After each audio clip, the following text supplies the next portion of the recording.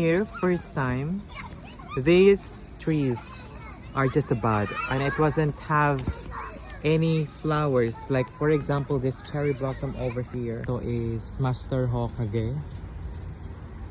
Please like, follow. Tsaka watch nyo din yung mga reels ko. Kasi masaya din naman siya. More on sa mga pictures kasi yung nilalagay ko dun eh. Hindi talaga siya video. So nung nakita ko na meron akong bonus eligibility, ay naku, green up ko talaga. Ayan yung, ito yung pinaka-closer look ng cherry blossom. Di ko alam kung lalagyan ko to ng background music.